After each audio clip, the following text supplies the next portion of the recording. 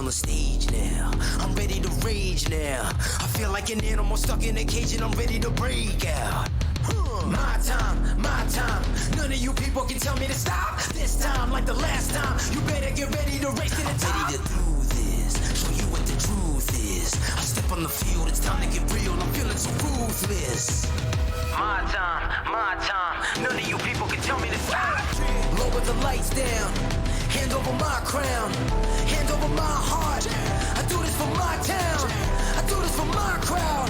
So turn me up real loud. My time. None of you people can tell me to stop. Yeah. So what are you afraid of? Those feelings are made up. Get in the game, your moment of fame, show them what you made of. It's time that we stand up. It's time that we man up. For anyone asking who is the best, we putting our hands up. My time. Nothing can keep me from reaching the top. This time, like the last time, I'm moving so fast, I'm ready to rise. I'm ready to throw down. It's time for the showdown. I'm ready to rise. Don't be surprised, I'll take on the world now. My time. None of you people can tell me to stop. Lower the lights down. Hand over my crown. Hand over my heart. I do this for my town. I do this for my crowd. So turn me up real loud. My time. None of you people can tell me to stop. My time. None of you people can tell me to stop. My town, my crown. We know what it takes to be reaching the top. We're reaching the top. We're reaching the top. We know what it takes to be reaching the top. My time. None of you people can tell me to stop. My town, my crown. We know what it takes to be reaching the top. We're reaching the top. We're reaching the top. We know what it takes to be reaching the top. Lower the lights down. Hand over my crown. Hand over my heart. I do this for my town. I do this for my crowd. So turn me up real loud. My time. None of you people can tell me to stop. Turning the track up. I'll never go back down. Hand over my heart. I do this for my town. I do this for my crowd. So turn me up real loud. My time. None of you people can tell me to stop.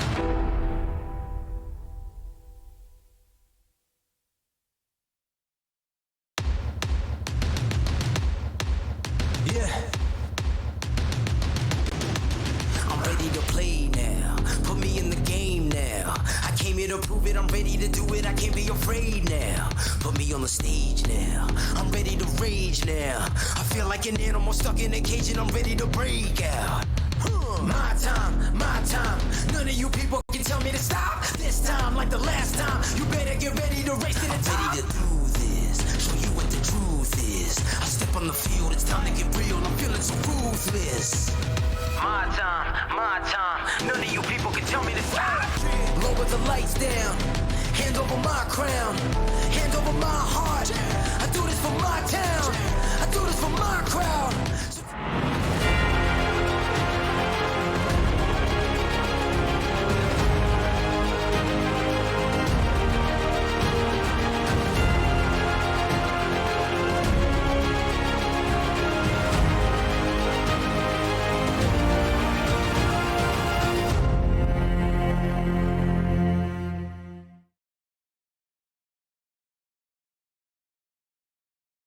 For 40 of sim racing's elite talents, the next 6 races will be some of the most important of their esports careers. It's the golden road to a shot at $100,000 and a chance at eNASCAR and iRacing immortality. The eNASCAR iRacing Pro Series is the final ledge below the top of the mountain, and tonight the Pro Series field assembles to chase one of 21 spots available in the eNASCAR Coca-Cola iRacing Series for 2021.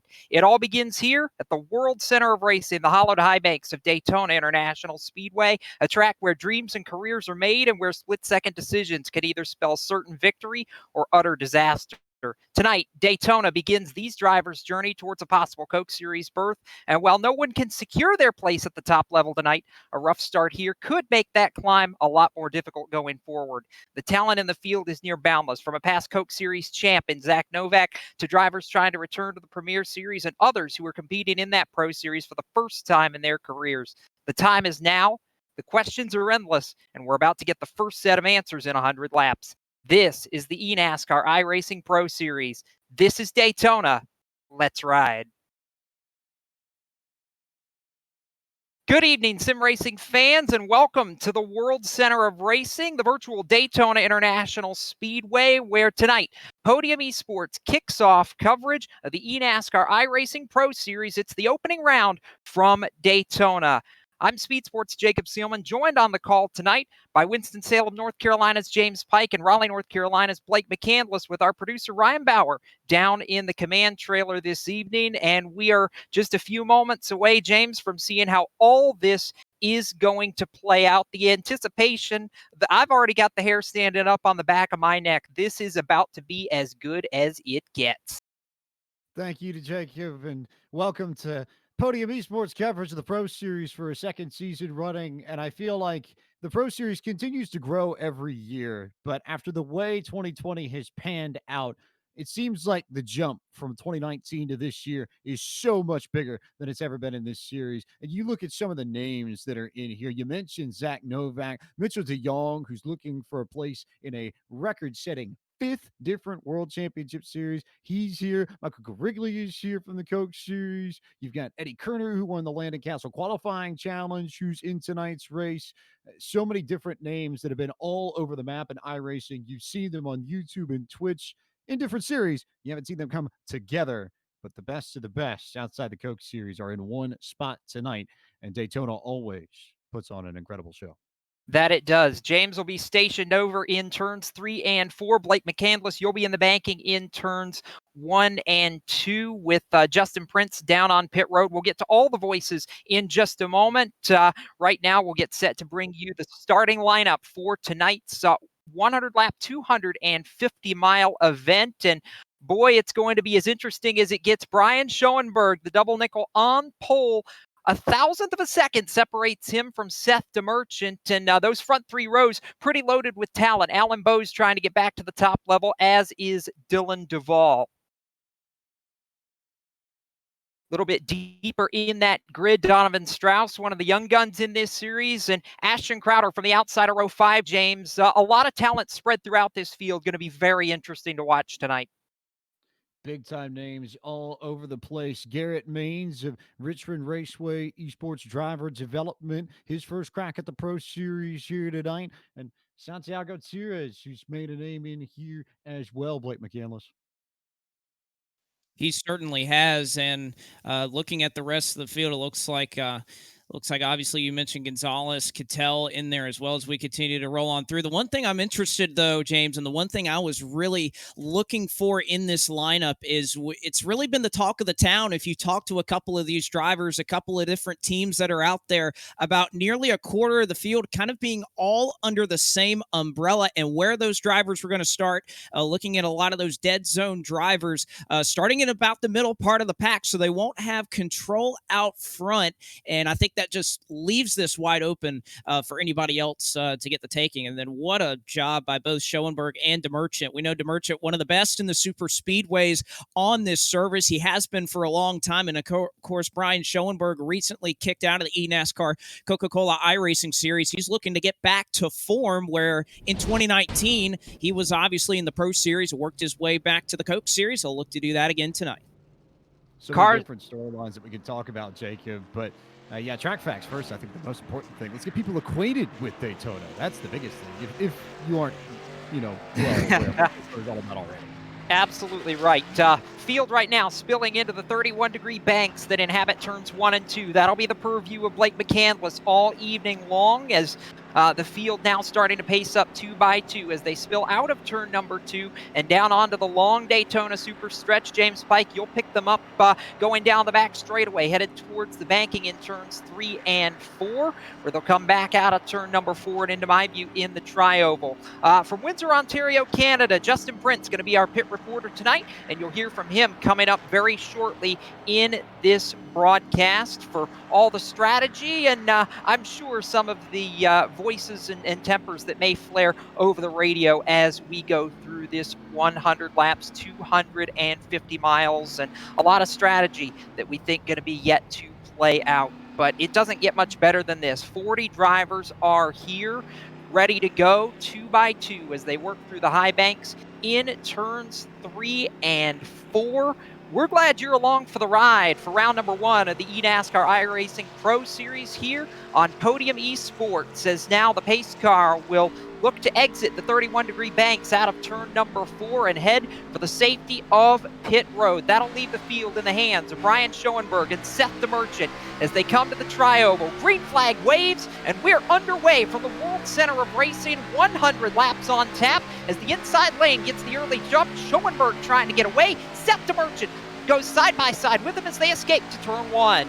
Well, and it looks like that bottom line going to be a little bit formed up there as Alan Bowes going to get to the back of Brian Schoenberg. It's going to put him out by just about a car length. He'll have the top spot all to himself. The rest of the field side by side as they work off a 2.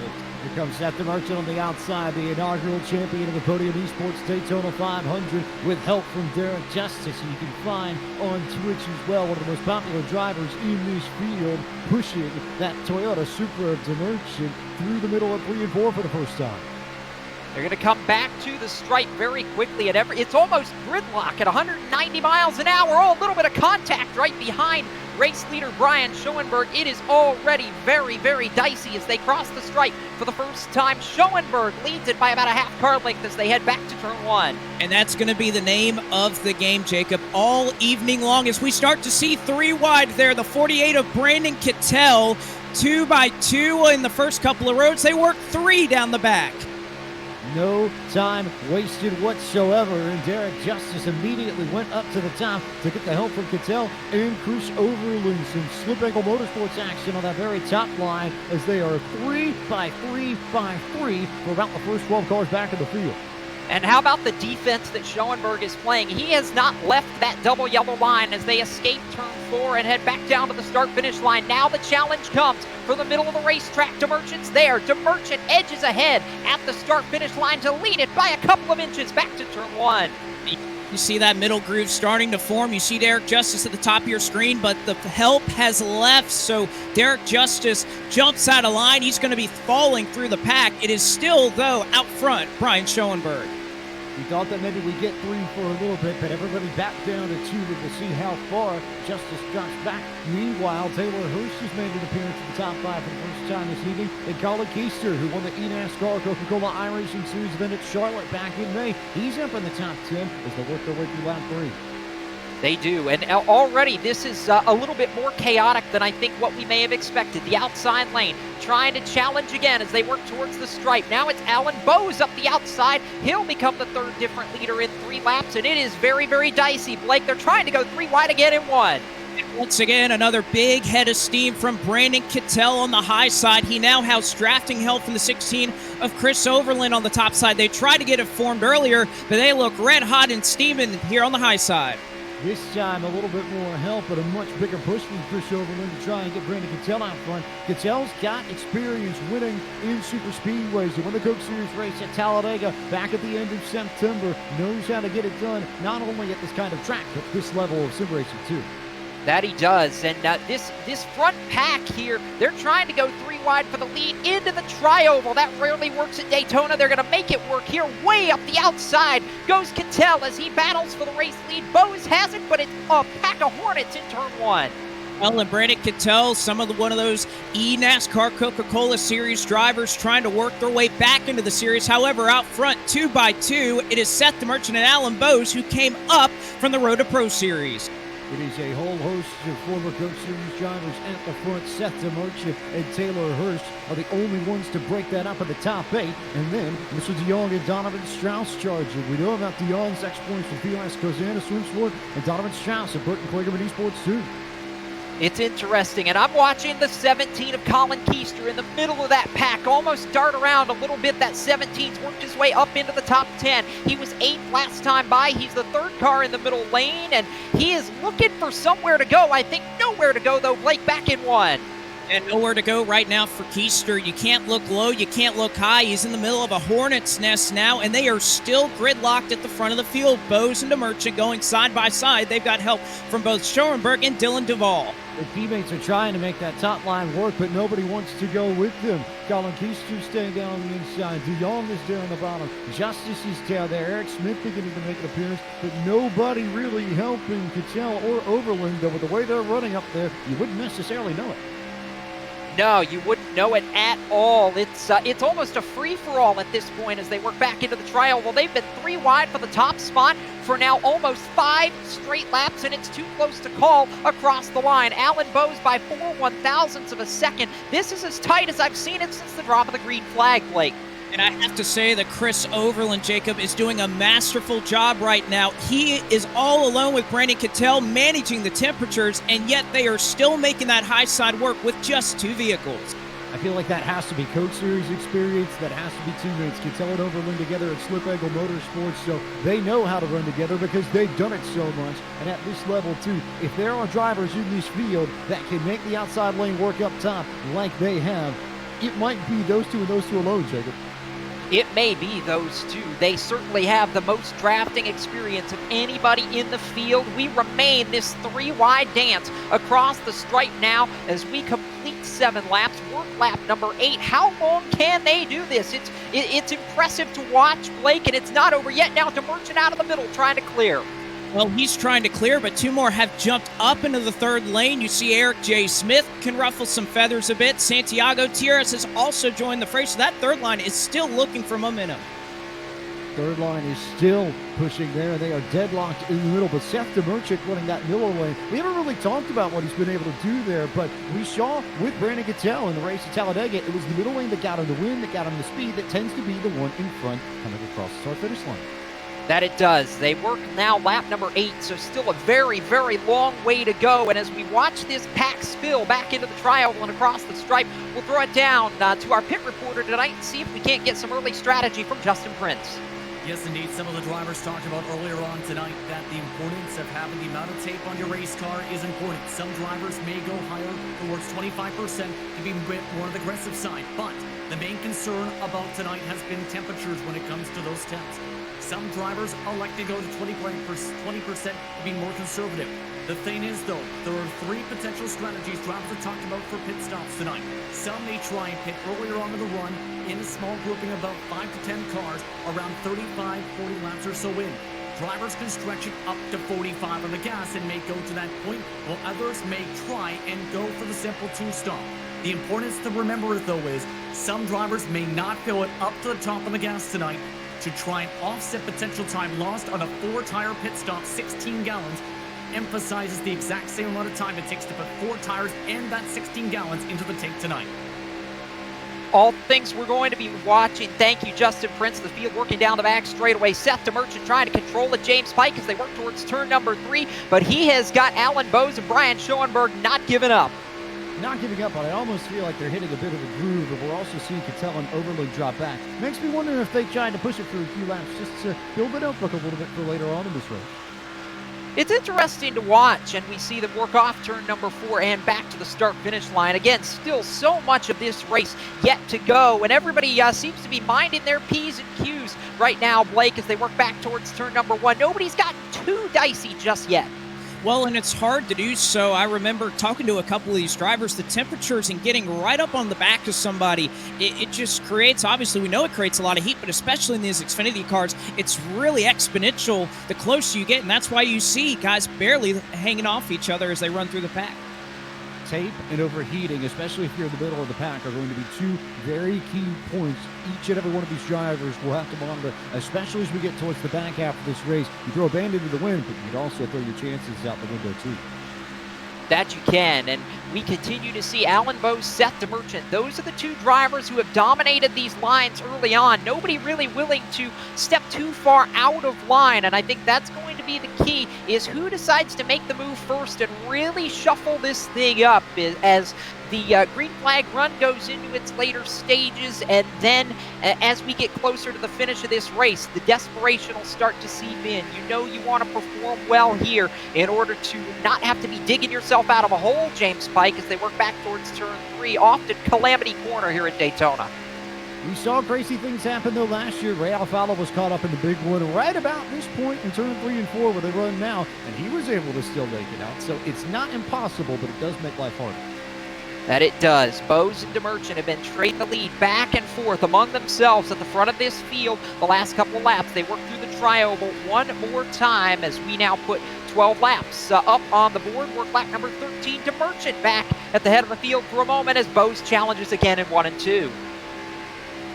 And Bo's able to nose out front. The Merchant going to go side by side at the front. That's again with the 55 of Brian Schoenberg, who led us to the drop of the green flag and right now sits in third. Schoenberg, who had a wild 2020 in the Coach Series and bounced around a few different teams, but eventually found a home with North Force Racing, who will be campaigning this 2020 eNASCAR iRacing Pro Series run with. It looks like a strong start so far for Schoenberg. That it does, and for Schoenberg to get himself back into the eNASCAR Coca-Cola iRacing Series, he's been in there just about as long as anybody. He knows he needs a good run. Tonight's a good place to do it. He's sitting third right now. Blake, what does he have to do to get past the Alan Bose car out front? Well, I think the one thing you got to look around and you got to find teammates. We know that teams are going to be a big part of the running of this race. He's got Derek Justice, who's not all too far behind him. They'll obviously be working together at some point in the race, but you have a couple of others that are really stuck at the back of the field when you talk about those teammates, Isaac Gann being another.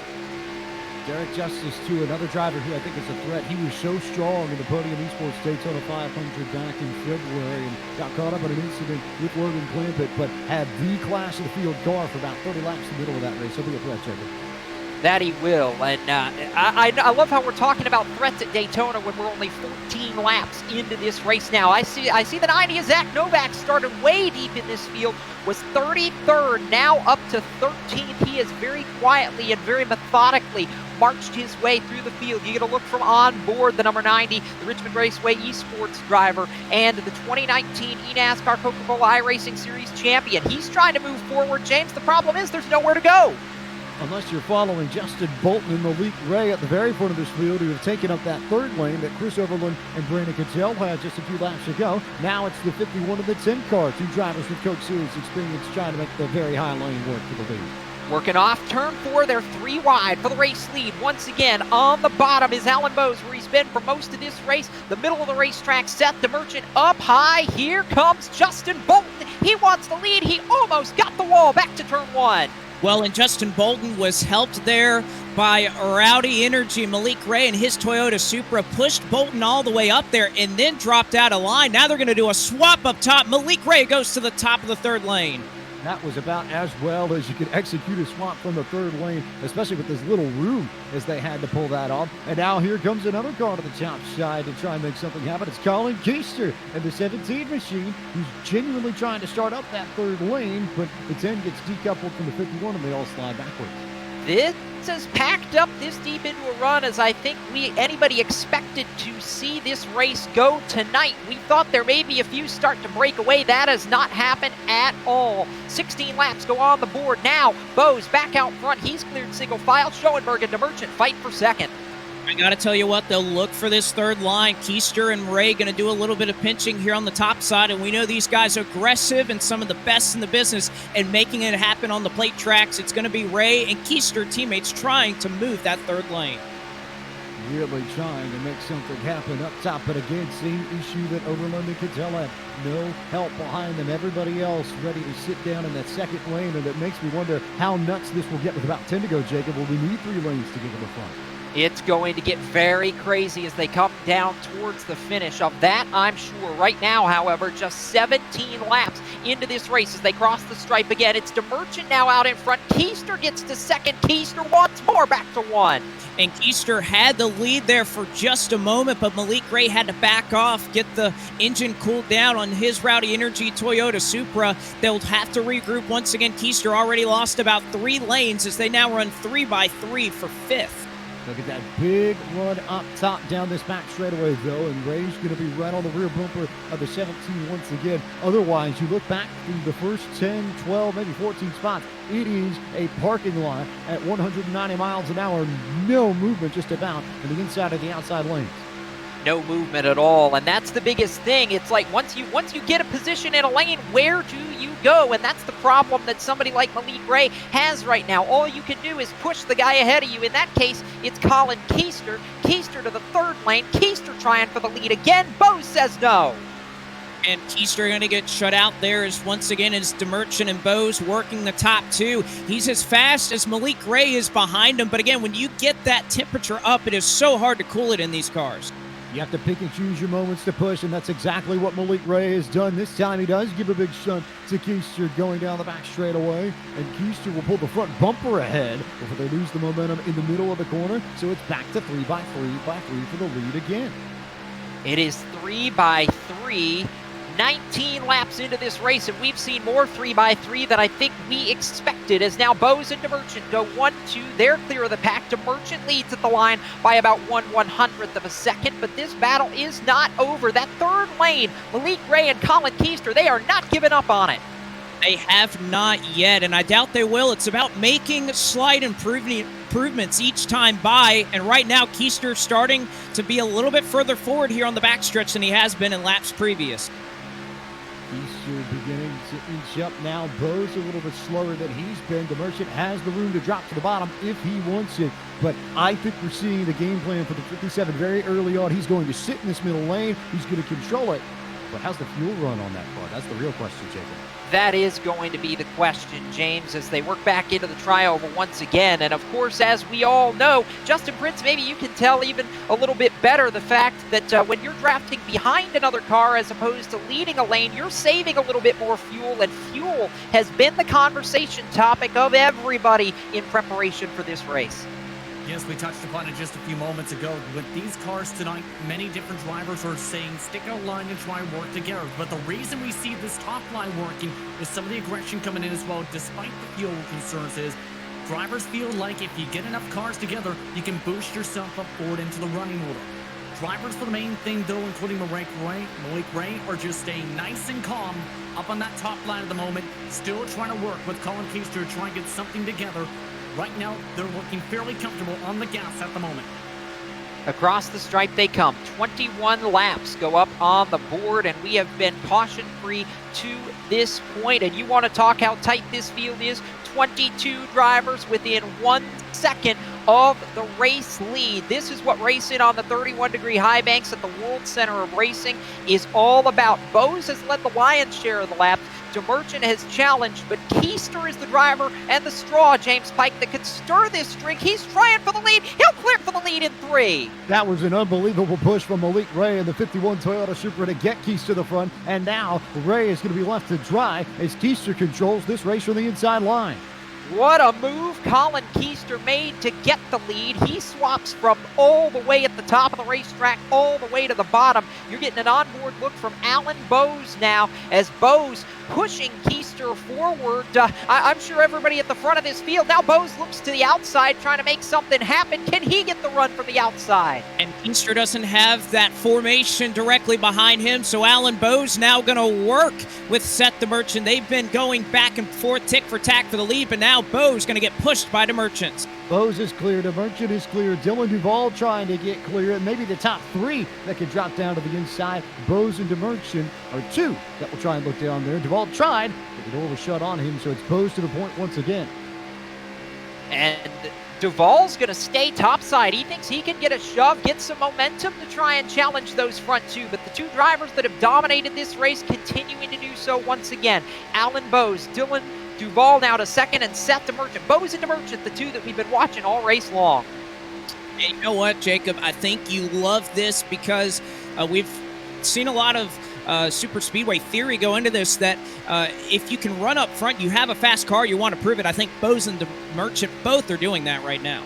Biggest question I have, I think, is for Dylan Duval, who is in the lane I'd want to be in. I would want the middle, but you're going to burn more fuel in that lead spot in the middle lane than you will anybody else. You'll be back maybe about 2 or 3 laps compared to the rest of the field, and that could factor in, especially if we don't get a lot of yellow flags. Driver who's jumped up, one of the young guns in car number 45 out of Georgia, Donovan Strauss, the teenager, has jumped his way forward. He's in this Pro Series for the first time in his young career, trying to crack in at the top level. He rides up inside the top 5 now and doing a masterful job for himself in that Toyota Supra.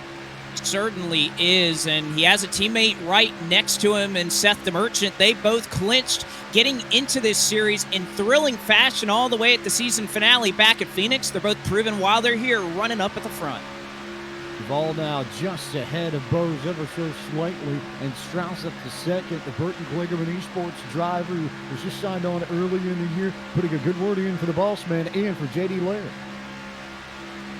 We work off turn number 4, and we see several peel off to pit road at lap 25. Justin Prince a little bit early from what we expected on the strategy call, but about 5 cars out of the lead pack to pit road in front of you.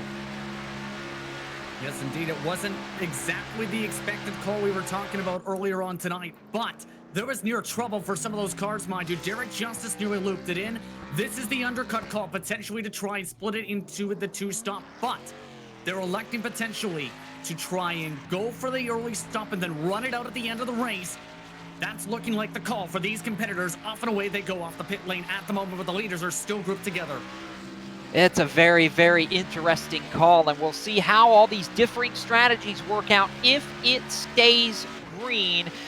26 laps in when they come back to the line, and as they cross the stripe, it's almost impossible to give you a look at the top 10 because of how quickly the positions change. But across the line, it was Alan Bowes leading, Dylan Duval second, Seth DeMerchant now third, Donovan Strauss rides in fourth, and Colin Keister is fifth. Malik Gray sixth, Stephen Wilson up to seventh, first time we've seen him in the top 10 tonight. Eighth, Justin Bolton. Ninth is Michael Guerrilla, and Mitchell DeYoung up now into the 10th position. They work down the back straight away, James Pike, and it's 2 by 2. They've settled it down a little bit, but not a whole lot.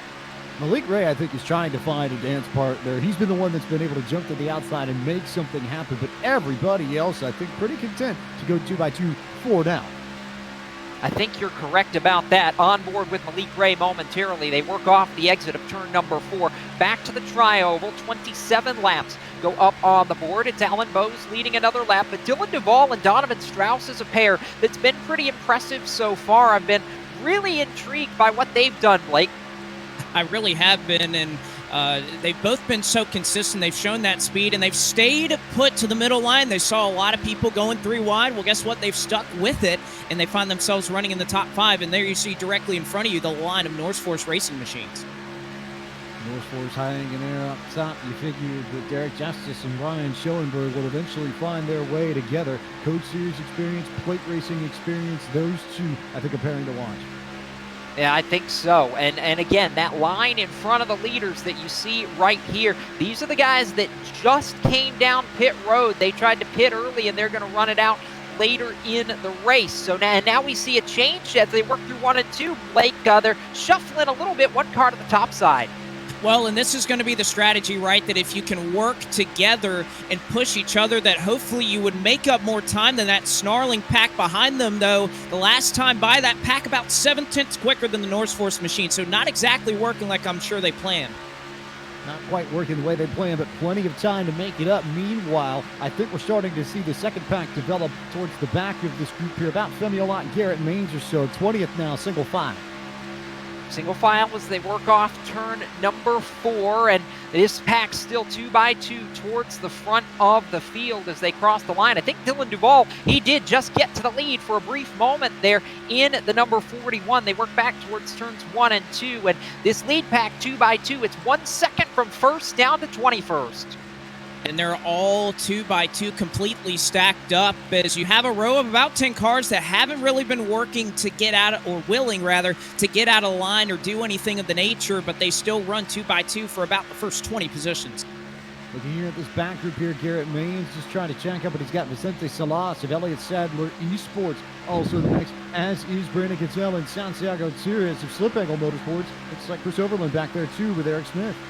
Overland and Eric Smith are back there. They've got the Coke Series experience. They know that there's still a long way to go. 70 laps remain, 30 laps complete. Alan Bowes leads it, and the question now becomes, when do you pit if you're in this lead pack?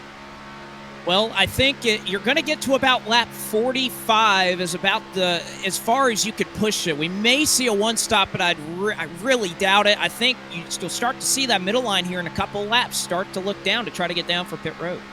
I mean, JP talked about it a little bit in one of his earlier reports that the pit window is about maybe 45 laps or so. We've got 100 to run tonight, so you would need a yellow flag in order to make it to the end on one stop, which is possible, Jacob, but I don't necessarily know if you could bank on when that yellow will come. No, I'm not sure you can bank on when that yellow is going to come at all. It's one of those cases where you hope you pick the right strategy and it all works out, but there's never a guarantee that it's going to work. And right now, Blake McCandless, I think what we're seeing is at least the guys who think they can win this race out front, they're content to stay out and wait.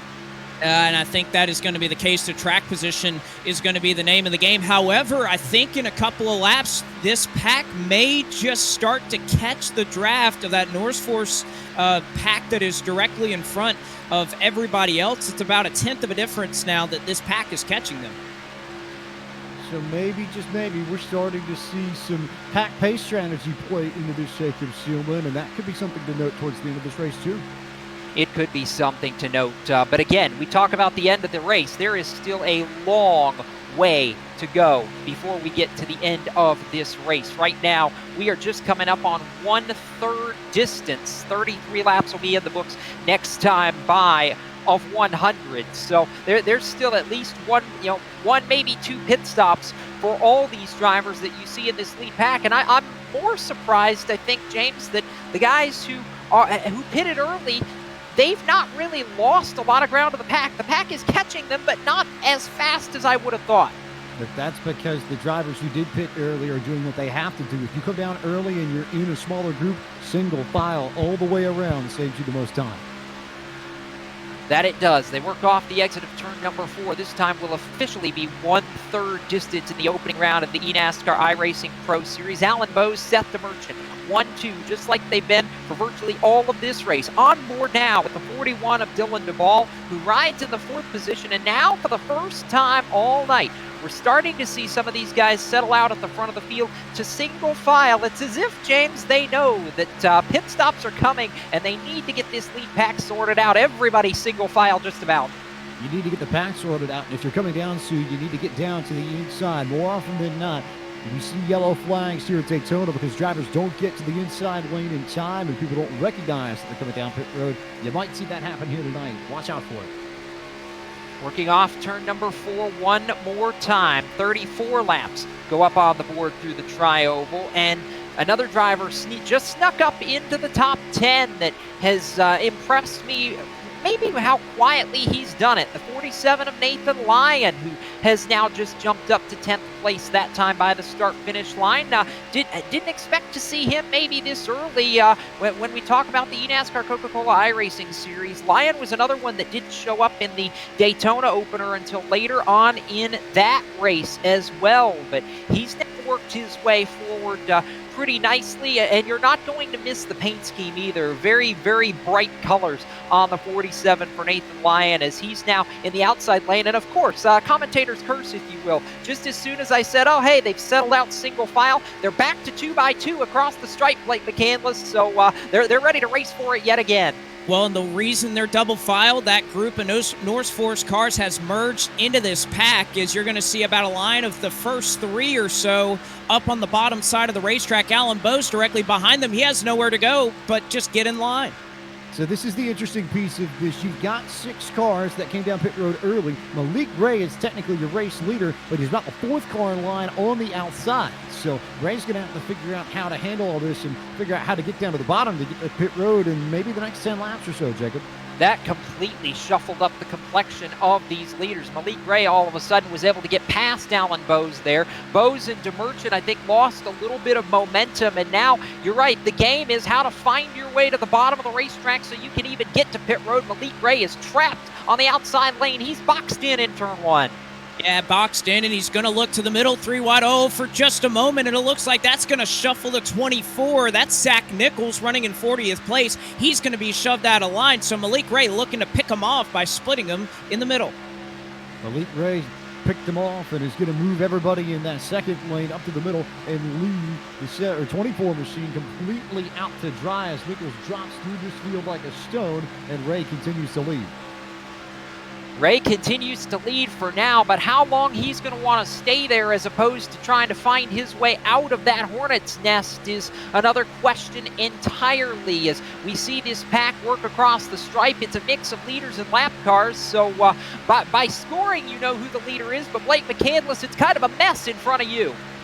Oh, it definitely is, as we continue to work 2x2 all the way throughout this field. And you got to think we are approaching that fuel window here in just a couple of laps. So Ray's got to be desperate to either get to the front or get down in line. And as they begin to sort themselves out for pit stops, Justin Prince has a few updates from down on pit road. JP, what more can you tell us?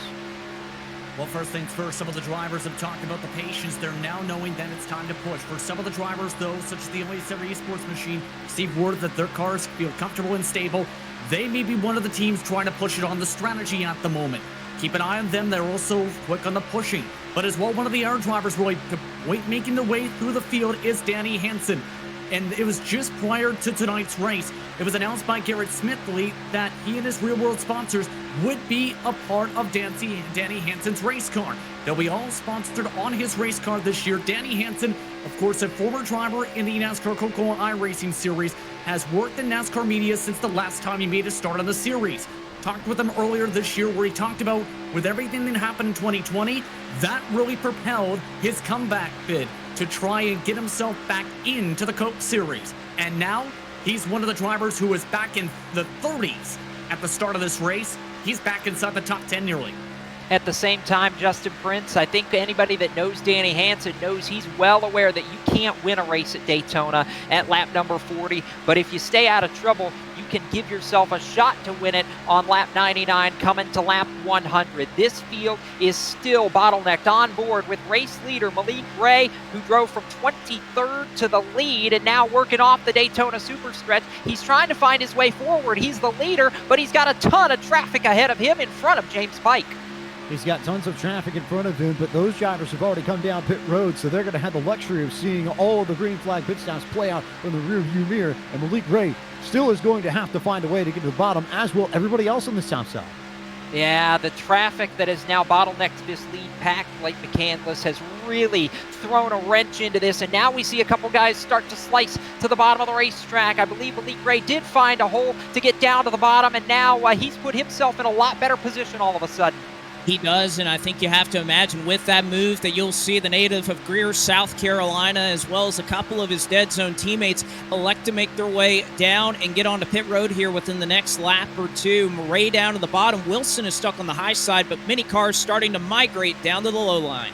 We're going to talk about a driver that we haven't highlighted over the course of this evening, Steven Wilson, 3 wins in the top split of Road to Pro to get into this Pro Series, and one of the fastest drivers to come up for the qualifying series. A threat, I think, for a Coke Series spot. Oh, I don't think there's any question.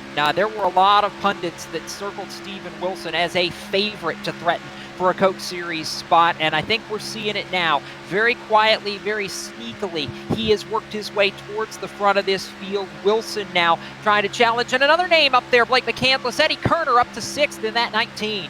Yeah, no surprise to see Eddie Ball, as some would call him, make his way up to the front of the field. Awfully strong in Road to Pro. He finished it off with a bang, and I don't think anybody's shocked to see him running up here in the top 5.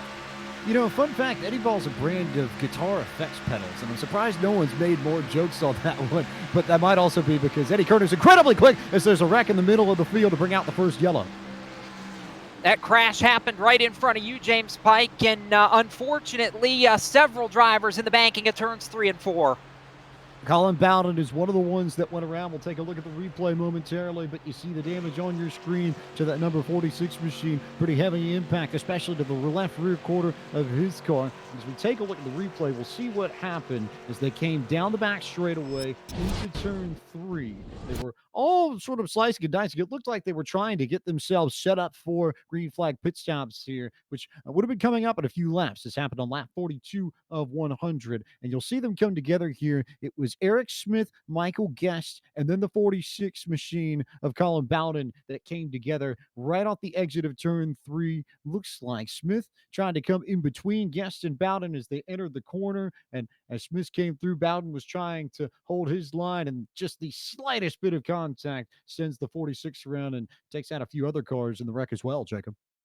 Yeah, it did. And I'm surprised, even after the contact, Eric J. Smith was able to work his way through and manage to survive that, as we'll get a look at what happened on board. Jose Solis Jr., the East Hartford, Connecticut native, just nowhere to go when everything starts stacking up. And that's how quickly things can happen in the high banks when one tiny mistake can quickly spell disaster. And now for all of the race leaders, it is going to be a train headed down to pit road as we complete lap number 43. Justin Prince, Malik Ray leading basically everybody down in front of you. They were just starting to discuss strategy right before they came in for this caution flag period. They were talking about potentially trying to go 2 tires and stretching it, but did miss a little bit of the pit box there. Will lose a little bit of time for the number 51 machine with the Rowdy Energy sponsorship for tonight's action. Drivers, though, towards who hit the last caution did stay out. Zach Novak and several others have stayed on the racetrack. Colin Keister up on the jacks, as well as Dylan Duvall. Several other cars making some slight adjustments on tape, as well as just taking 2 or 4 tires for position. It's still a one-stopper to the end, and this is now where many drivers and their preparation on their fuel strategy stints may come into play on when they can come in from this point. And under caution, let's make it a point to mention, shall we, Blake McCandless, that we're pitting right now with 57 laps to go. All these leaders that had not yet pitted came down, 57 to go, and that first group came down at quarter distance at lap 25. So, in effect, nobody can make it to the end of the race from here. As Justin Prince said, we know everybody at some point is going to have to be back down pit road because nobody has the fuel to go all the way to the checkered flag.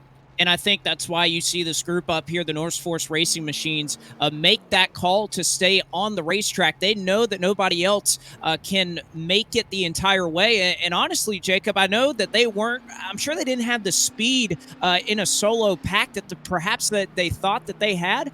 But I think the one thing that works into their favor is obviously this strategy and the fact that they're going to be in front of all those wrecks that perhaps we would see, even if the pack catches them. If you're at the front, the odds of you being in a wreck are pretty small, and I think you see why that strategy worked out right here. So under caution right now, just before halfway, Malik Ray was the leader prior to pit stops. We'll wait for scoring to officially update, but as they cross the line now with 44 laps completed, Zach Novak to the lead over Brian Schoenberg. Isaac Gann to the 3rd spot. Derek Justice now up to 4th, and Taylor Hurst is 5th. So 5 cars before Malik Ray, who was the leader, sits in 6th, coming off pit road. We're going to step aside here on Podium Esports, but we'll continue with more coverage of the eNASCAR iRacing Pro Series coming up after these words.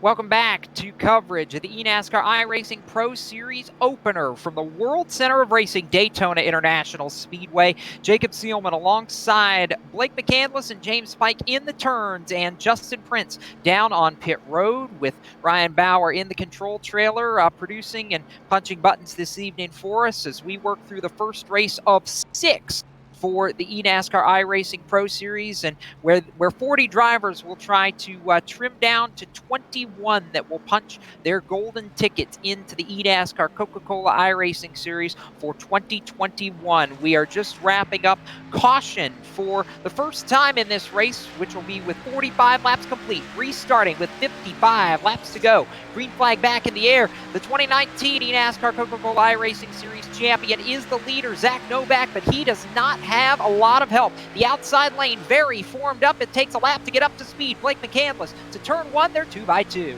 And they'll continue to wind up through the gears, although Malik Ray doing a great job of pushing along that middle line. Right now it's led by Schoenberg, Derek Justice, Malik Ray, and even throw Steven Wilson into the mix. They were all over the place. Also of note here, 4 of your top 6 came down about 20 laps ago. That's the group of drivers who stayed out on this last yellow flag, and I think probably would come in about lap 66 or so. If you're splitting the middle, if you just came down under that caution, about lap 72, 73 is the magic number you need to hit to go with 2 even runs to get to the end, Jacob. And that's going to be the key. Do you split the difference? Do you pit somewhere else? We'll watch that as we work past the halfway point. Right now, this has got to be a good feeling for both Brian Schoenberg and Zach Novak. They each lead a lane back to turn number 1. Neither of them has been to victory lane for a while. They'd both like to change that tonight.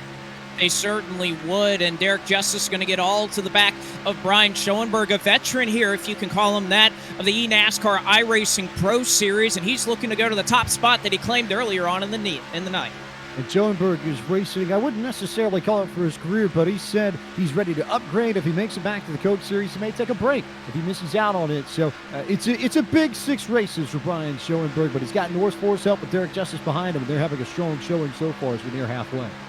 Nearing the halfway point of this race. 3 laps from halfway as they come back to the start-finish line. It's Novak on the bottom. It's Schoenberg up top, and it's Derek Justice who's trying to shove Brian Schoenberg back to the race lead. Bottom side, it's Isaac Gann pushing Novak. Inside lane prevails. Now we'll see, is anybody going to go to that third lane? It looks like Steven Wilson, whether he's poking his nose out or willing to go to the high side with Malik Gray, we'll have to see if that's in the cards eventually, but right now, 2x2 throughout the field.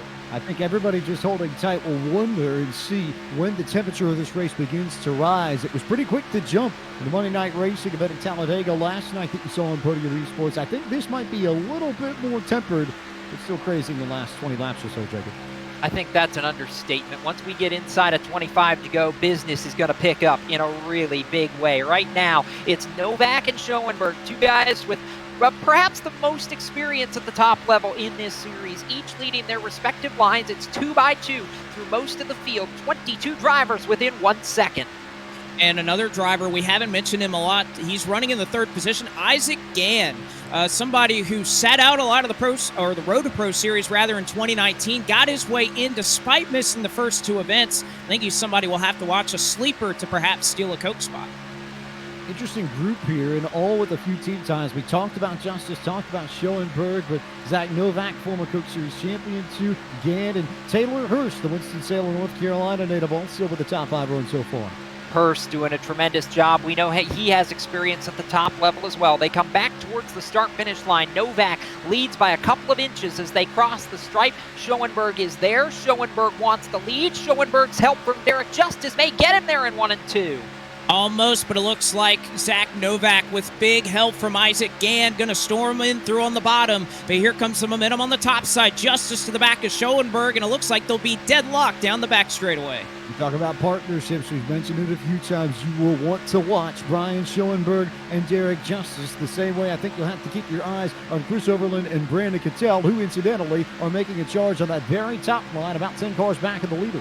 They are trying to make a charge on the outside lane right now. It is still 2x2 through most of the first 20 cars as they come back into the tri-oval. And this time we will cross the halfway point in this race here at the World Center of Racing. And that means it's time to bring you the iRacing Midway Race Break, brought to you by iRacing, the world's premier online racing game. iRacing puts you in the driver's seat to experience the newest form of competitive motorsport, virtual racing, all from your home PC.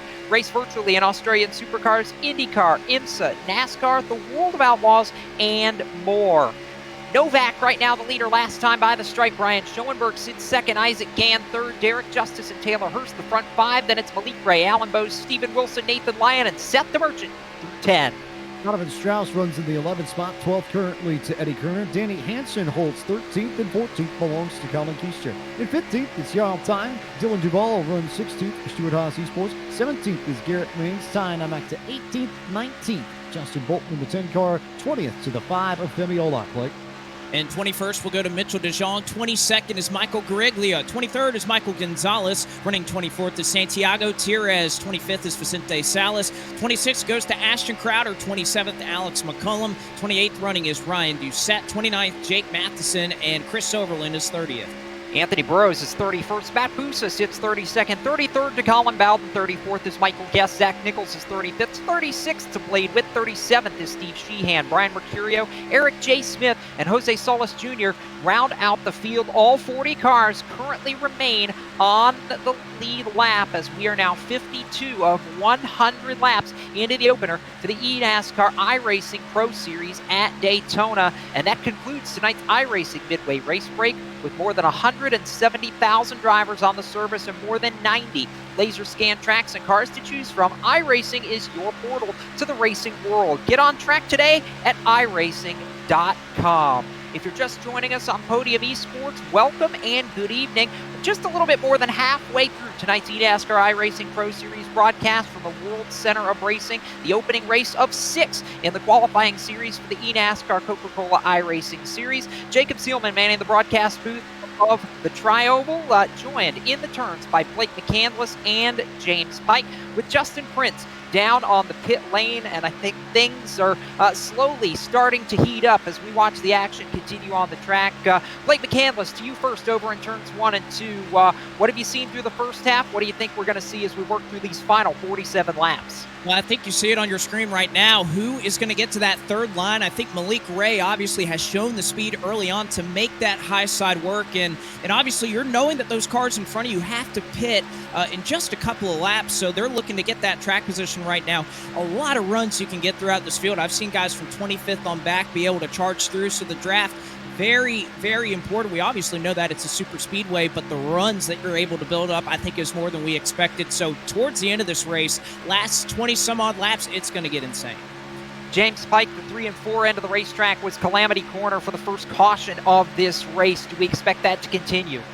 I think it will. And the big thing I noticed, especially in comparison to last night's Monday night racing event, there was a lot more aggression. There were fast repairs in that race, too. And it seemed like the intensity level never let up. Here, I think it's a more traditional arc to this race where everybody's sort of biding their time now. But as we get closer to lap 80, lap 90, lap 100, slowly you're going to see the intensity rise, and it's going to get wilder and wilder from here on out. Derek Justice, trouble in the middle of the pack. He is in the wall. Colin Keister shoved into the outside wall as they approach the lap traffic of Jose Solis Jr. It appears that Colin Keister got the worst of it as he was shoved into the outside retaining wall on the exit of turn 4.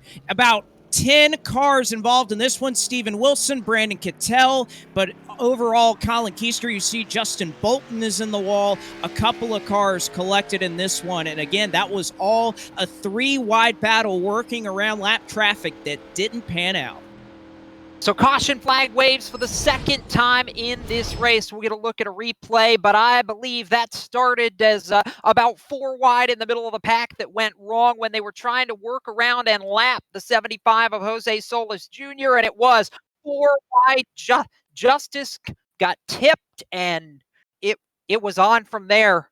James Pike, that is what you call wrong place, wrong time, I believe, for a lot of those guys who just, that's what can happen when you're lapping a car that's at so much less pace, being out of the draft for as long as it was, like what we saw there.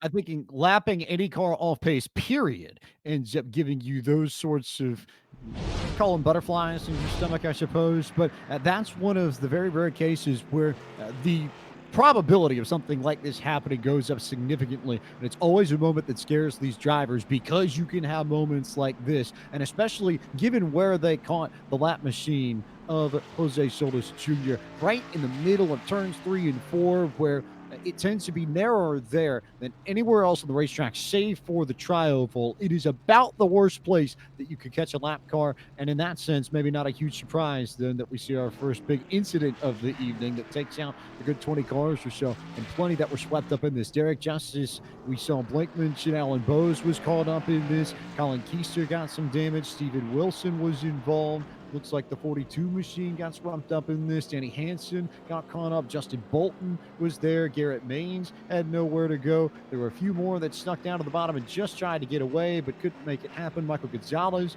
was caught up in this as well. Brandon Cattell, one of the drivers for Slip Angle Motorsports, who we figured would have some pace after his win at Talladega in the Coke Series in September, be involved in this too, and that will whittle down the amount of competitive cars probably to somewhere in the 30-ish ballpark or so, Jake.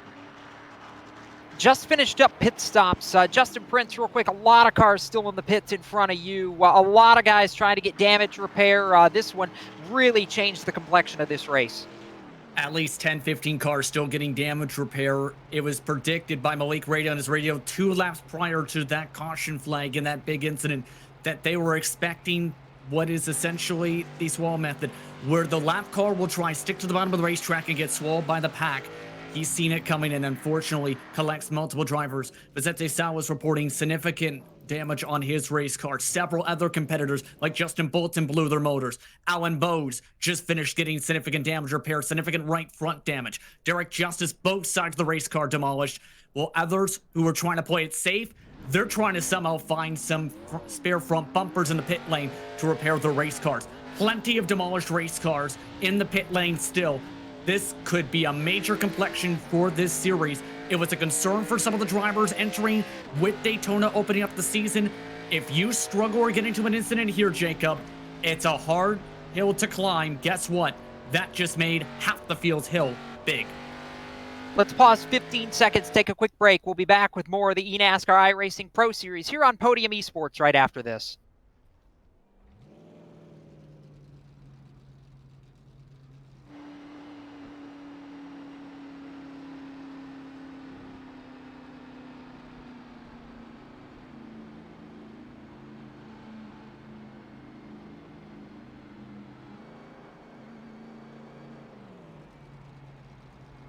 Welcome back to coverage of the eNASCAR iRacing Pro Series from Daytona International Speedway, working underneath the biggest caution, or rather the caution for the biggest incident that we've had so far tonight. Maybe as many as 15 drivers with damage or decently affected by the crash that just took out a good portion of the middle of the pack as Jacob Seelman in the broadcast booth, Blake McCandless and James Pike out in the turns, Justin Prince down on pit road and working under caution.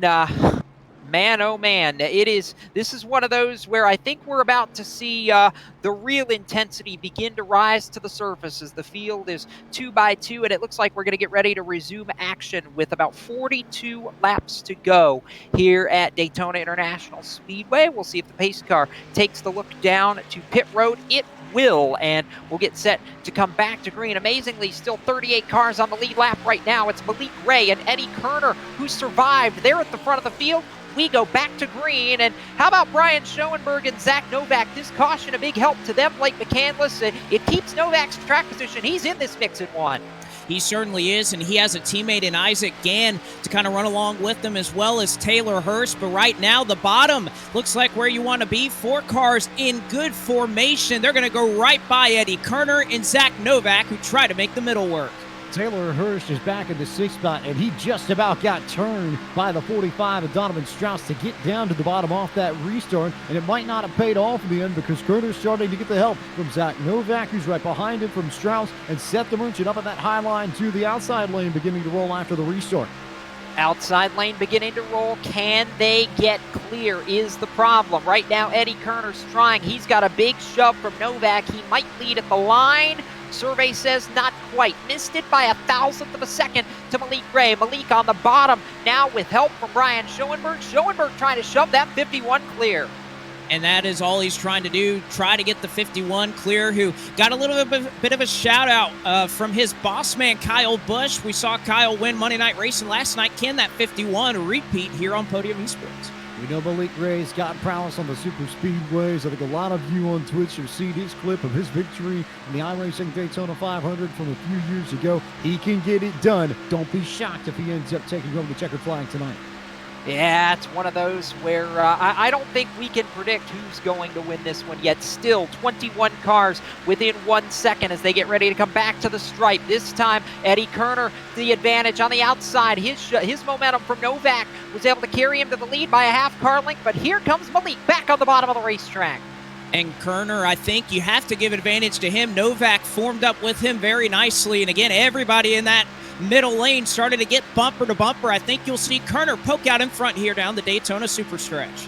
Kerner out in front by a hood with help from Zach Novak and Donovan Strauss. So a little bit of Toyota to back up the Ford, but Toyota down on the bottom too. Malik Ray is there, and then another Ford. Where's the Chevys, Jacob? That's the biggest question. The Chevys are shuffled a little bit back right now. It is a party up at the front of the field between the Blue Ovals and the Toyotas as they work off turn number 4 and back towards the stripe.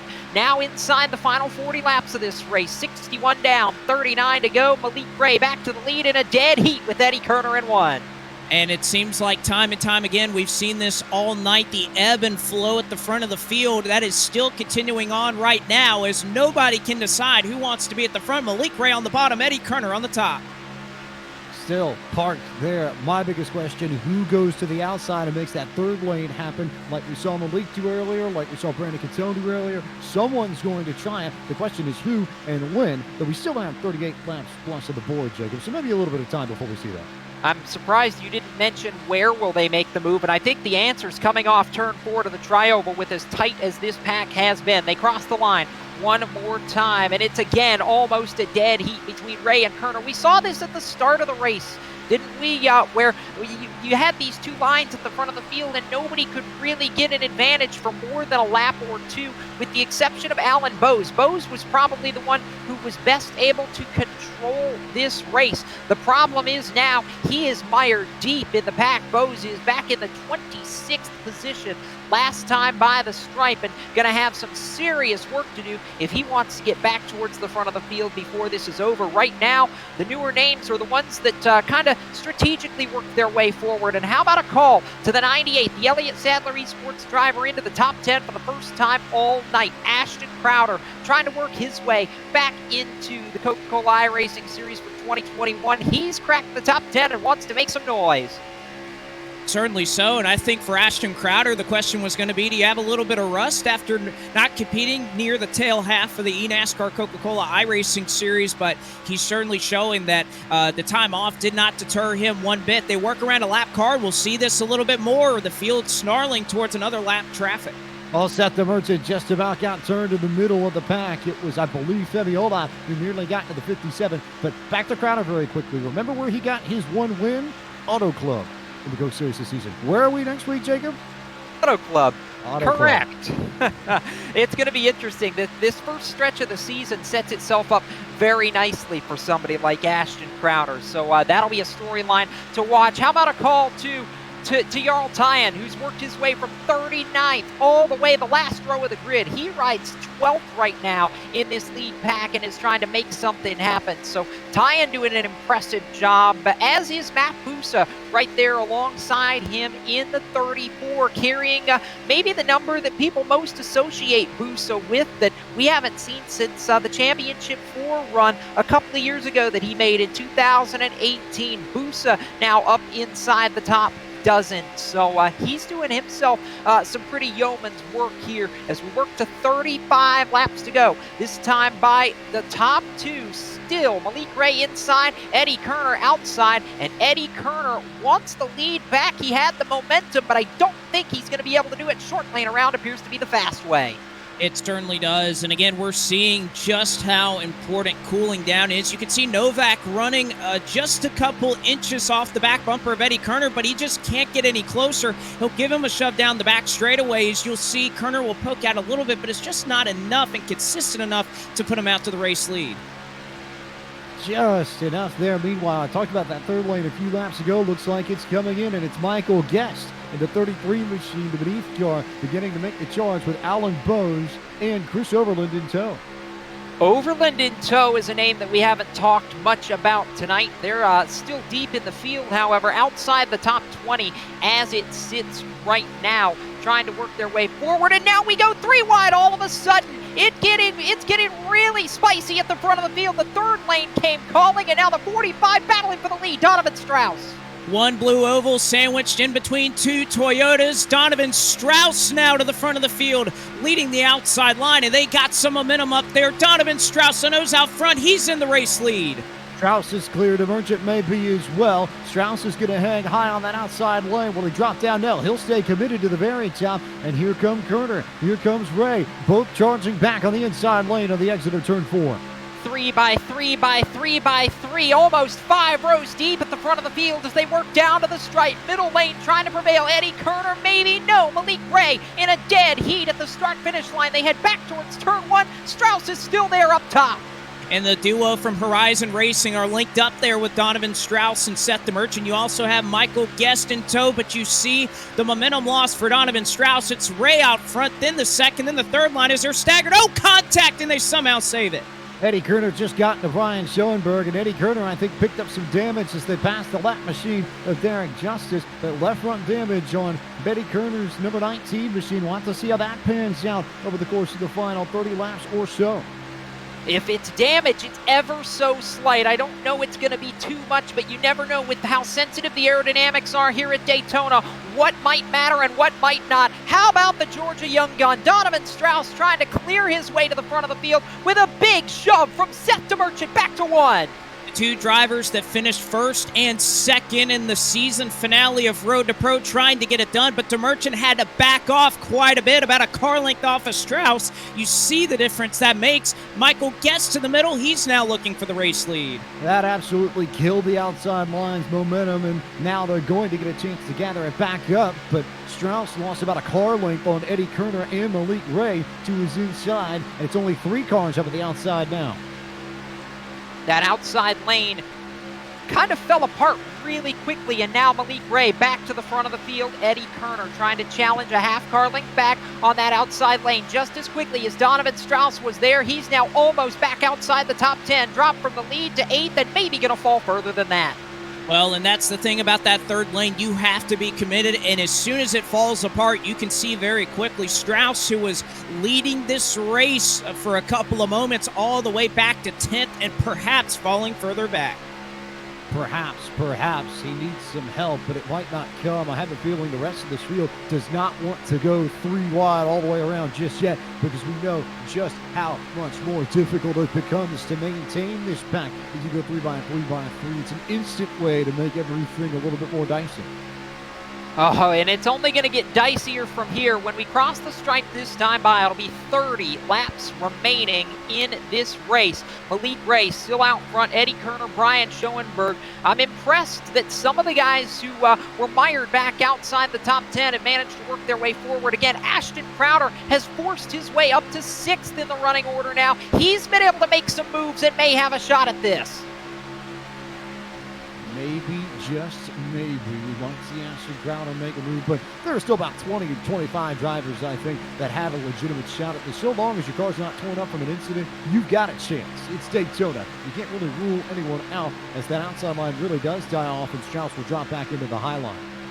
That he will. Oh, Brandon Cattell in that blue number 48 as he gets shuffled and they work around him much slower. One of the cars that got damaged from that big crash, that shuffled the lead pack a little bit. It kicked Zach Novak all the way up to the 3rd lane outside. One car nearly going around in the middle of the pack. I don't know how they managed to keep everything going as they work off turn number 2. James, the pack almost scattering now. The pack scattered, but that broke up all kinds of draft and all kinds of momentum, and somebody might be able to take advantage of the chaos and make a charge of Malik Ray on the outside, but everybody that was up top managed to get right back up behind the 19. So Donovan Strauss is there. Zach Novak is there. The 98 of Ashton Crowder also there, but it's now a front pack of maybe about 8 cars, 9 cars.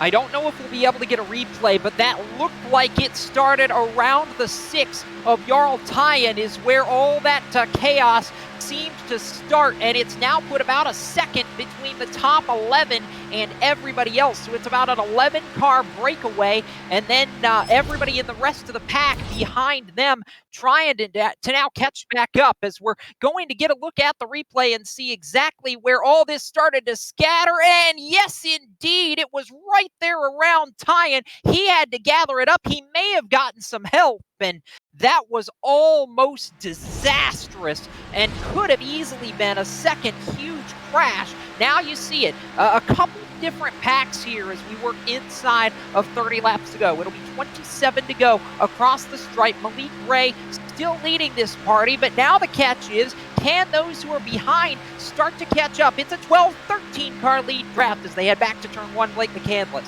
Well, we've seen the draft is very easy to get wrapped up in, so I think we won't see too much trouble from about the 32 some odd cars that were a part of this pack to eventually get back to the front. I do have to say, though, Seth DeMerchant and both Tyen, just what a save those 2 drivers had.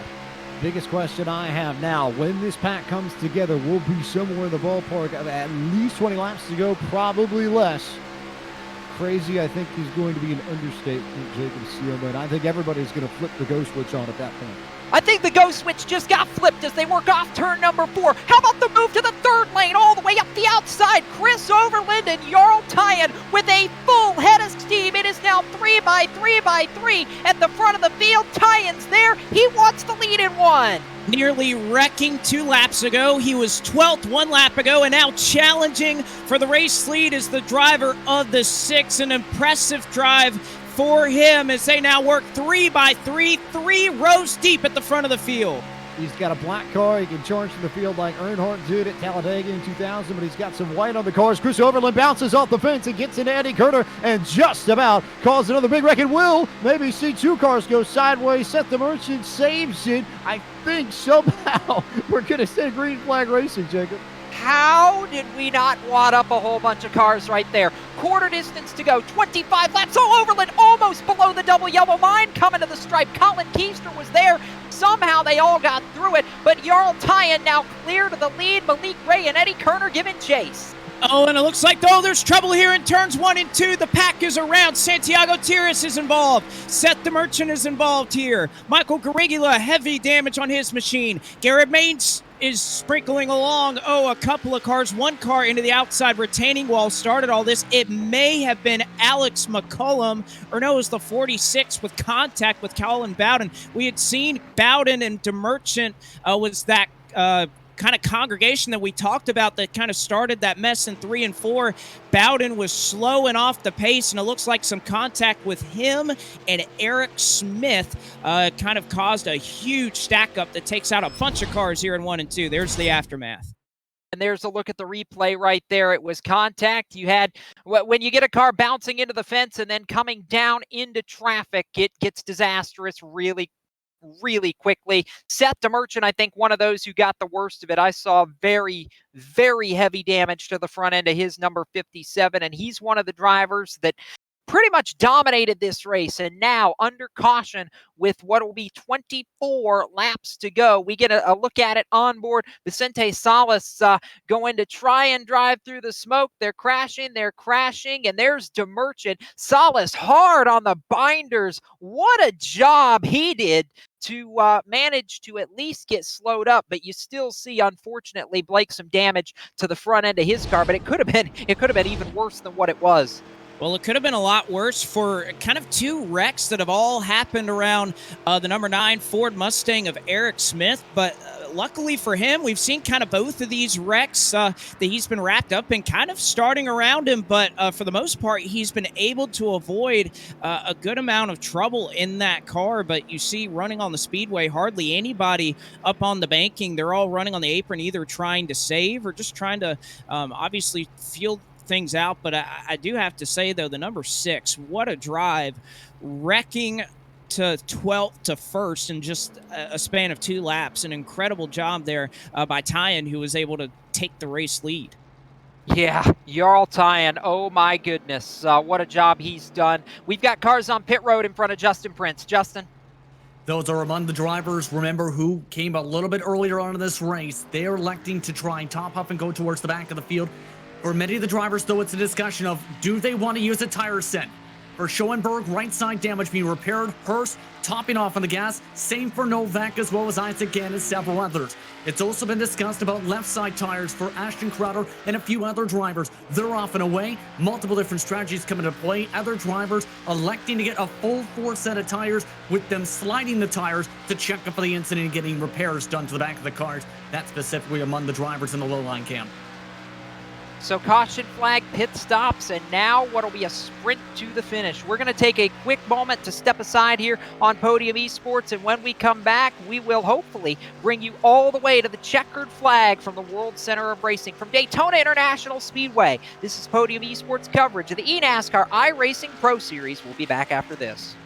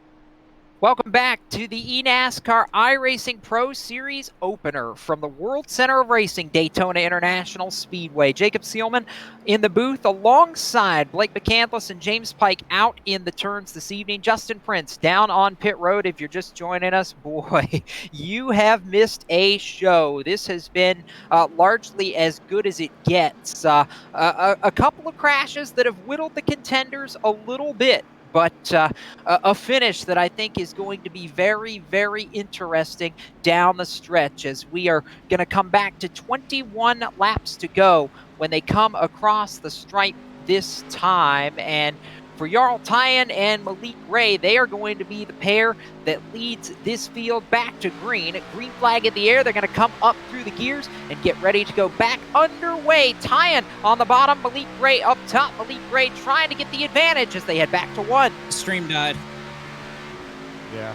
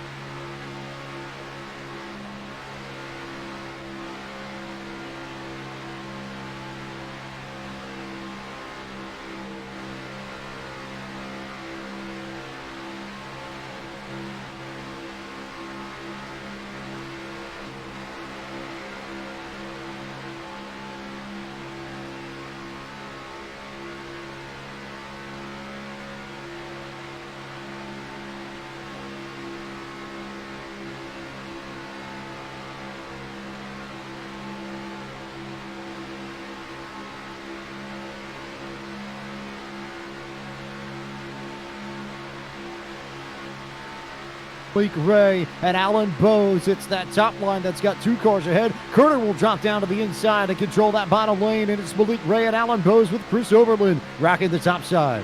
Eddie Kerner trying to take control as they work off turn number 4. Tyen now all of a sudden getting shuffled. He had the lead, and that's how quickly things change. Eddie Kerner now out front. Tyen takes a peek to the middle of the racetrack. There's nowhere to go. Malik Ray with the momentum. He edges ahead at the stripe. Back to turn 1. It's Bowes pushing Malik Ray, and the third lane coming up top. Well, and Ray not able to clear it down with Kerner, who gets to the bottom line. But here comes the charge from lane number 3. Michael Guest is at the front of it. He's got drafting help from Femi Olot. That's the name we haven't mentioned tonight. Femi Olot, part of the Total Advantage Motorsport group, trying to push Michael Guest to the front, and Guest will be clear. He'll drop down 1 lane, drop down 2 lanes like an elevator, and go all the way to the inside. So Olot now up top. It's the 74 of Taylor Hurst in second in that lane, and Isaac Gann third on the high side. Where did Michael Guest come from? He was 7th a lap ago, and now he leads this party. 16 laps to go as they cross the stripe. It's Guest out front. It's 3 by 3. Behind them, middle lane trying to rally. Malik Ray wants the lead back, and here comes the 5 of Femi Olot. shot for the top spot. It looks like patience has gone out the door as we have 16 laps to go here from the World Center of Racing. Guest up at the front of the field. They work 3x3 for about second race, stuck in the middle as they work around lap traffic. You've got 3 cars up top, the 3 that we mentioned the last time they were here over in turn 3. And then the question is who goes up top, who from about 15th, 16th on back decides to make the move to the top lane and make it 3x3x3 proper at the front, Jacob. I don't know. It is almost 3x3 proper at the front of the field right now. It'll be 15 laps to go when they cross the stripe. It is now Michael Guest out in front by about a half car length. Malik Ray is not done. He knows that middle lane is where his car has liked to be. He's got help from Alan Bowes, who's got help from Chris Overland. And it looks like that third line going to be pulled in tow. Isaac Gann trying his best to hold on. We've seen as soon as that second car start to lead the third lane, nearly contact in the middle with Chris Overland. Third lane starting to work and gain steam. Michael Guest just about got turned by Eddie Kerner down on the inside. Here comes Femi Olot to the outside as Malik Ray drops from the middle to the bottom, and Olot will go to that middle lane and leave Taylor Hurst the first car in that third groove. That was a big move right there by both Femi Olot and Malik Ray. It completely changes the complexion of this lead draft. It's now Malik Ray the short way around on the bottom of the racetrack. He'll lead across the stripe. 14 laps to go. Femi Olot to second. Michael Guest trying to shove Malik Ray in one. Yeah, and that third line is starting to die pretty quickly, isn't it? But Malik Ray not going to care about that. He goes to the top spot with help from Michael Guest. Again, a lap car slowly in front of them. Tyen goes to the middle trying to make a move. Excuse me, that's Olot. Olot there in the middle, Ray up there, lap car down on the inside as he will go to the very bottom of the racetrack on the apron and get out of the way. We'll see what happens over the course of these final 13 laps and or change, but we're beginning to see the 3x3x3 form, Jacob, proper this time.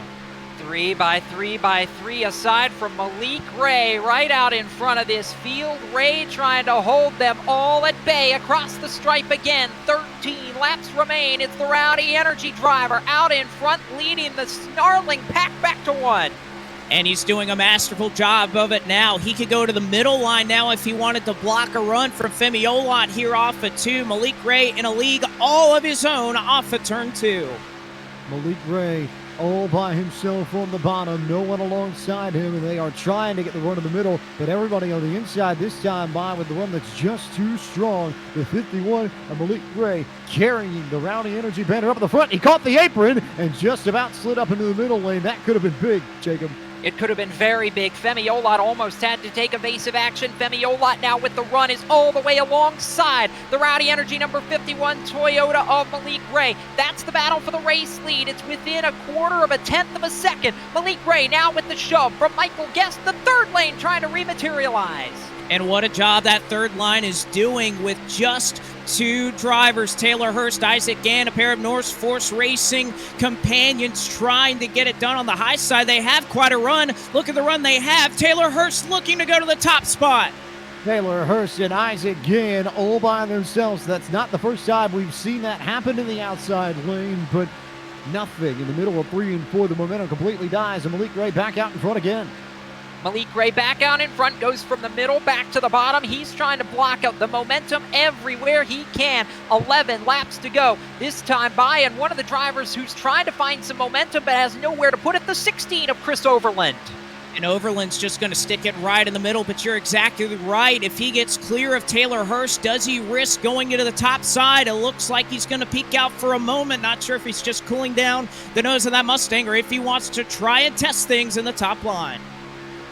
When will Olot get the help from Alan Bowes? Where will Michael Guest go if he can get alongside Malik Ray? What will that top pairing of Taylor Hurst do? How about Chris Overland? He's decided to go up there and make this interesting. He now leads that third lane. Overland was looking for somewhere to put the momentum. He may have found it up on the high lane of the racetrack, top side next to that safer barrier for the number 16 as he works around the long way back across the stripe. It's still Malik Ray and Femi Olot, the top 2. Michael Guest trying to make something happen, but nowhere to go back in 1. Well, they're going to have a big head of steam. Remember, Taylor Hurst had some clean air on his nose, so he's got a bit of race car to try and shove Chris Overland to the lead right here. So we'll see the run that Overland is able to get on the top side as he has the 74 all over the back bumper. Where will these four on the outside get the runs? How will they sidetrack that middle lane? We've not talked about that factor in this at all, that they're going to have to lean on that middle lane and bunch it up in order to get the runs and keep that middle lane at bay. Coming off turn number 4, this time it'll be 9 laps to go when they get back to the stripe. Malik Ray gets off the bottom, and that's going to open the door for Michael Guest across the line. Guest wants the race lead. He's got the race lead back to turn 1. And it looks like a pair of dead zone teammates up in control at the front of the field. Michael Guest on the bottom, Malik Ray to the middle. You have Eddie Kerner in the 5 of Femi Olot directly behind him. It is a big bunch of cars working together here at the front. Dead zone in that first row, total advantage in that second row, and then a free-for-all from out the third row on back as Overland continues to creep up, bringing that third lane with them. But again, they need more help, and this is where we go 2 by 2. I have a hunch it may sit like this for a little bit, Jacob, before we get to the end. It's going to sit like this for a little bit, but it's not going to sit like this for very long. It can't. We're coming to 8 laps to go. If you want to make the moves, you've got to make them now. This is where all the money is made and the points are earned. 8 laps to go, about 20 miles to decide the finish. It's Malik Ray and Michael Guest in the banking. And you have to know every point is going to matter. When you look at the 2019 Pro Series standings, 2 points was all it took for both Brian Blackford and Casey Tucker to be left out of the eNASCAR Coca-Cola iRacing Series last year. Every spot going to matter. Novak to the top. Novak now going to join Overland and give a little bit more help to that third line, which is trying to develop, but there's nothing going there. It may be somebody in the second group, Jacob, that jumps out there and makes that third line go. That's what I'm believing. Duval was looking at it, but he seems to content to just sit and wait right now. Coming back to the line, it's still the middle lane advantage. 7 laps to go. Malik Ray leading it. How long can he? Novak, that third lane getting closer still.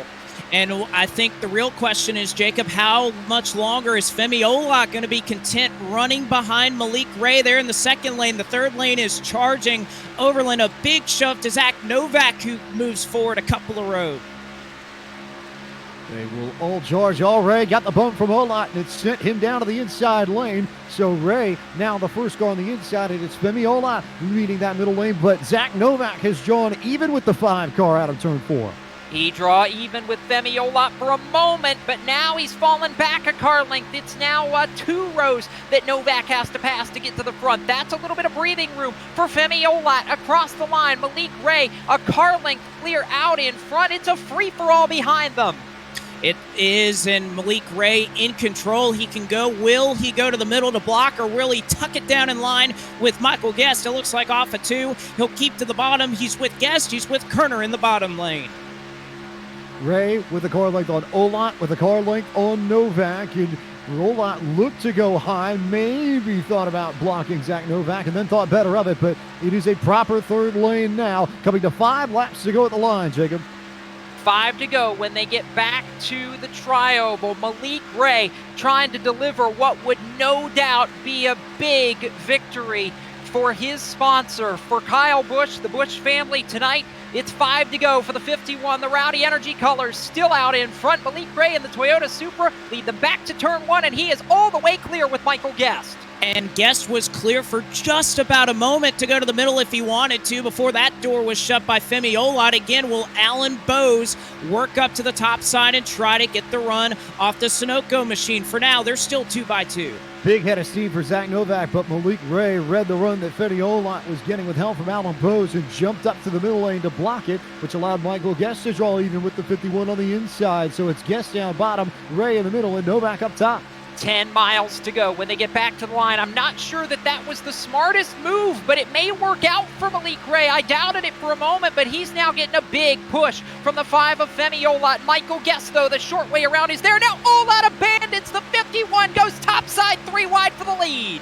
And Malik Ray going to get abandoned there in the middle. He'll eventually be picked up by Alan Bowes, but Olot eventually left him out to dry. 4 laps to go. They are 3 wide for second, and now Murray trying to claw back to the lead. Olot with the run way up top. Ray with the run in the middle. Guest dropping back by about a car length on that inside lane as Olot and Ray now just ahead, but it's 3 cars deep for about the first 10 rows maybe.